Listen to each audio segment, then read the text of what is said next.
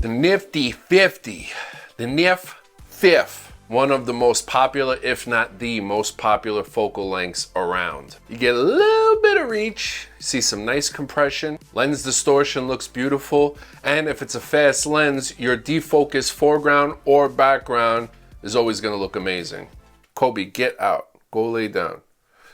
Go lay down. Go inside. Today we're shooting on the new Sony 50mm F1.4 GM, and this might be my new favorite lens to shoot with. Maybe. With you, I can be sad with you.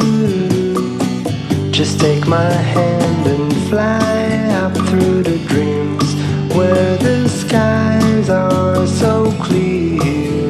With you, I wanna stay with you. With you, I love the way that you love me today. Let's run up through the fields where the sun shines and heals. With you, I wanna stay with you.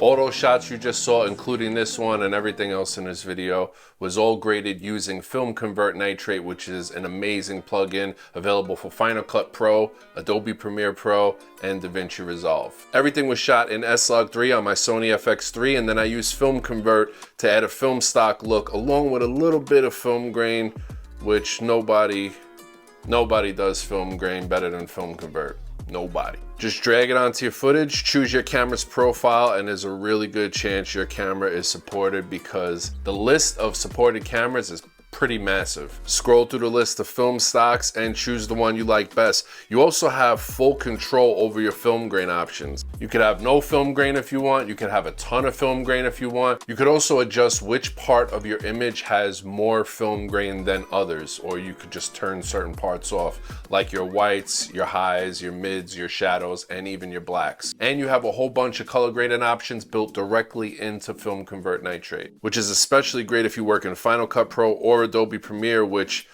neither really has that great of color grading tools. Film Convert takes your normal digital looking footage and instantly gives it a cinematic movie type facelift with just a few clicks. And they're always updating their list of camera profiles as new cameras get released, and they even support things like action cameras, smartphones, and drones. Film Convert has a risk-free trial, which I'll leave a link in the description below so you can check it out for yourself. And by using that link and filling in the promo code LAPANI, you'll receive 10% off of Film Convert, which is a great deal. Thank you, Film Convert, for sponsoring this video and for making an amazing plugin. Now, a couple months back, if some of you guys remember, I actually reviewed the Sony 50mm F1.2, which I thought was an incredible lens, and I even went as far as saying that it might be my favorite lens ever. But honestly, I think I enjoy the 1.4.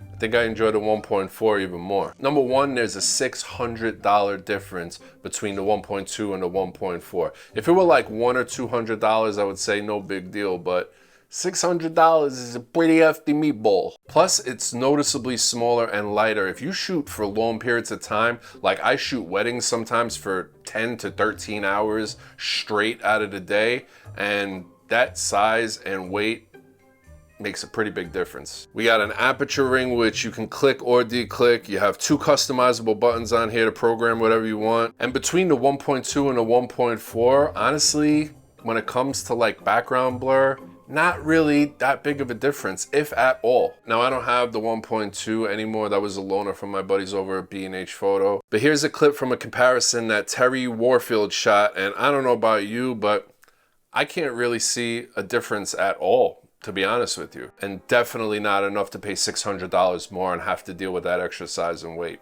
Just doesn't seem worth it to me. Like I mentioned, I shoot a lot of weddings, and I'm mainly using either a 50mm, a 24, or a 20mm. Pretty much at all times. I usually stick with the 50mm the majority of the day, and then when it's time to get on the dance floor, I'll switch to something wider just so I can get up close and in the mix. And I've already shot a couple of weddings with this lens, and I've had nothing but super positive results. No complaints whatsoever. The image quality looks great. The autofocus is amazing. The price is perfect at $1,300 in my opinion. I literally have zero complaints about this lens. I think this is one of the best, if not the best lenses at this price point from any company, period. If you're a Sony shooter and you're debating between this 50mm and pretty much any other 50mm in the market, this would be my first recommendation, hands down.